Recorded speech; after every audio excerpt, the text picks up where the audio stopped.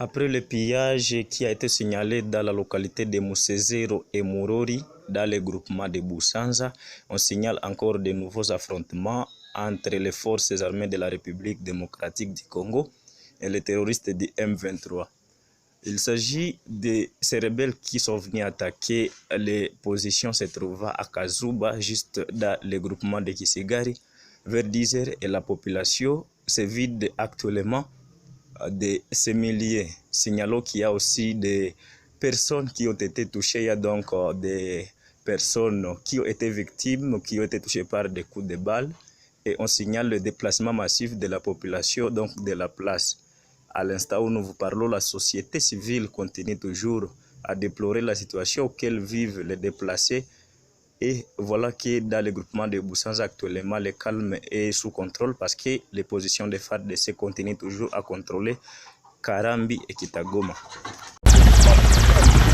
Le lieutenant-général Constant Dimakongba, gouverneur militaire de la province du Nord Kivu, a effectué le mercredi 6 juin 2022 le déplacement de Rutshuru sur la ligne de front qui oppose le M23 au FARDC. Sur place, il a échangé avec le général-major Chirimwami Nkuba Peter, commandant du secteur opérationnel Sokola 2, Nord Kivu. Au centre de cette visite, le patriotisme et le réarmement moral des troupes et officiers engagés au front contre l'armée rwandaise.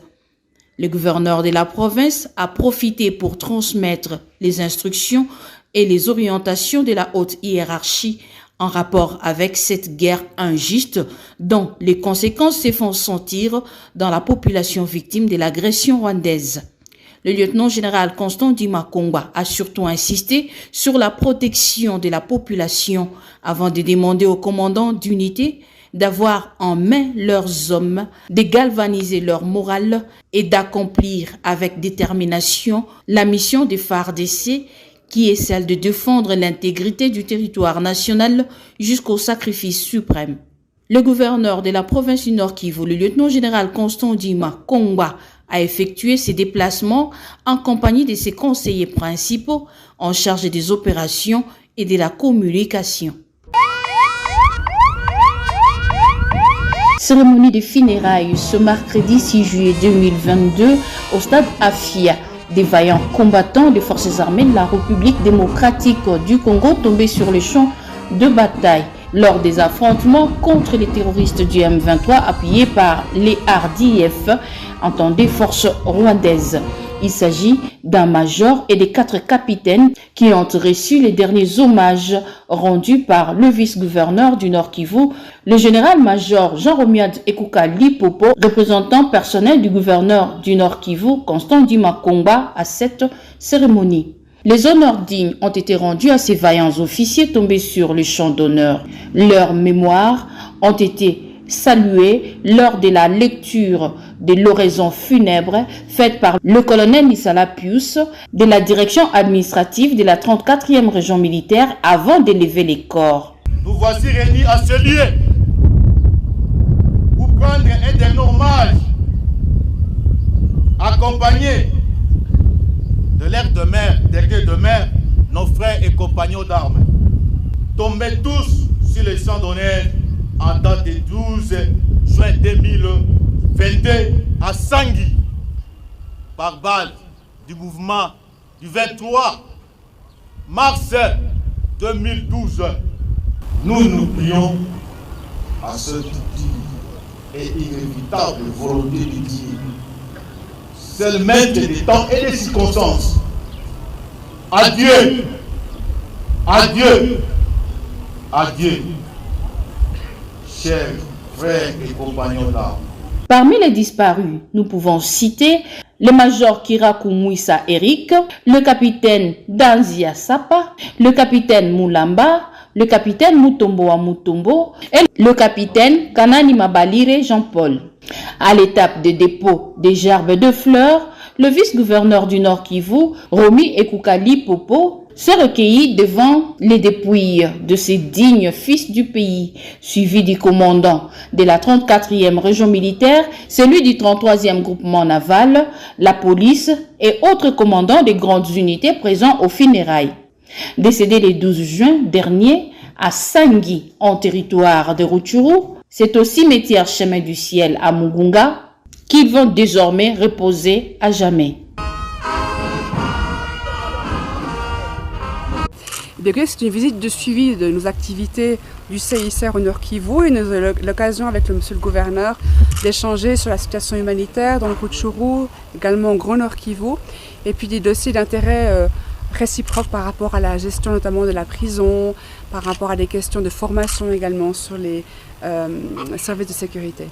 Alors sur le terrain, nous poursuivons les activités qui visent essentiellement à assister et à protéger les personnes victimes des conflits. Donc ça va d'activités notamment médicales, de chirurgie, de soutien aux structures de santé, mais ça va également en distribution d'aliments, de biens de première nécessité, visite des personnes détenues. On s'occupe aussi beaucoup avec la Croix-Rouge de la réunification des enfants qui sont séparés par le conflit. C'est une vaste palette en fonction des besoins. Alors, depuis le début, nous sommes très engagés sur des volets médicaux, donc d'appui à des hôpitaux, à des structures de santé, notamment l'hôpital de Rwanguba, également au niveau de Rumangabo, où il y a un grand afflux actuellement de populations déplacées. Nos équipes sont aujourd'hui même en train de travailler sur la zone de Rugari, à faire de la distribution de biens de première nécessité, de nourriture, à procéder à de nouveaux enregistrements. On est également très actifs au niveau de l'eau. On a des équipes aujourd'hui même à Rutshuru qui travaillent sur l'évaluation des besoins d'adduction en eau, des équipes qui font de la protection. Donc on a en permanence, dès que la situation du conflit le permet, des équipes qui partent se déployer par la route pour travailler avec les populations, les autorités pour trouver des solutions aux urgences. Alors nous avons la chance d'avoir une excellente qualité de collaboration entre la Croix-Rouge, le CICR en général et les autorités. Donc nous avons échangé de manière très positive sur les activités humanitaires du CICR et écouté avec beaucoup d'intérêt les conseils sur les besoins qui ont été constatés par les autorités sur ce qui se passe dans le terrain. Le commissaire provincial de la PNC au Nord Kivu invite les policiers à éviter toute forme de tracasserie dans l'exercice de leur travail quotidien. Il a insisté sur le respect des principes pendant les heures de couvre-feu et la vigilance. Le commissaire divisionnaire adjoint Abavan Ank François Xavier a fait ce rappel ce jeudi 7 juillet 2022 lors d'une parade animée à l'intention des policiers de la garnison des Goma. Pour lui, les mauvais citoyens sont les seuls à être mis hors d'état de nuire. Il a accordé $20 par mois et par policier. Au titre d'encouragement, nous sommes dans une zone opérationnelle ici. Donc cela se faisait déjà pour l'armée et pour nos amis policiers du Grand Nord. Donc on a pris en compte le petit Nord. Ensuite, je devrais recadrer le travail puisque j'ai commencé à voir qu'il y a un petit relâchement. Il fallait que je puisse quand même leur parler et arranger les choses. Donc les réveiller pour que nous puissions bien faire du travail. Comme vous avez suivi, je l'ai redit, nous devons vous protéger valablement. Pas faire entrer mais dans des poches des citoyens, non. Un bon citoyen doit se sentir sécurisé par la police. Par contre, le mauvais citoyen doit se sentir insécurisé par la police. C'est toujours comme ça. Il a saisi l'occasion avant la causerie morale proprement dite de présenter officiellement le commissaire supérieur principal Christian Kongolo qui remplace le colonel Van Ngoy Kassongo en qualité de commissaire provincial adjoint de la PNC en charge de la police administrative. Commissaire supérieur principal, Christian Kongolo.